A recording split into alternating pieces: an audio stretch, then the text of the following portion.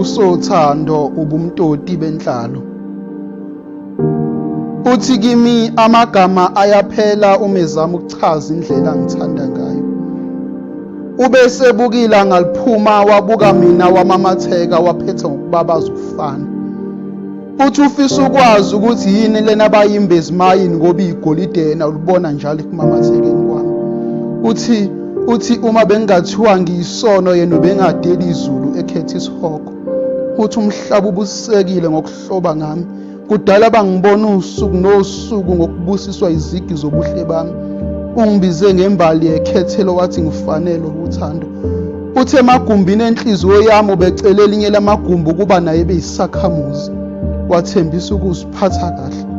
Ubese enxusa ukuba ngingabe isitha senjabulo yakhe ngoba le njabulo yakhe ilele kimi. Wathi ngingasabhali ngozwane kodwa ngiphimisa amazwi avela enhlizweni yami ngaye. Ngibese ngiphendula ngithi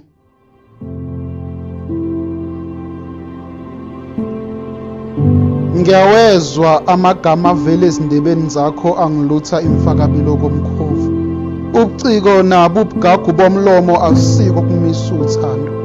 Baningi kimi bekhuluma amagama ambethe umfaniswano ofana nseno wamagama owakhulumayo, kepha isiphetho kube ukuphuka kweyami inhliziyo.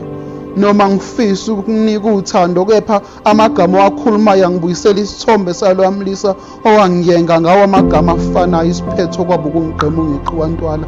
Buka namhlanje sengihamba ngithukizanye.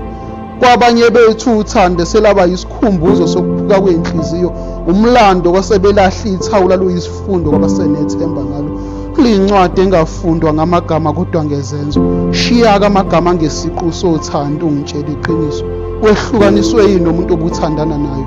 Ubunayo impatho noma kwaba yiyona impatho imbangela ukwehlukana? Ungangibuza ukuthi ngibuzelani ngoba isiqu sothando ubumtoti benhlalo.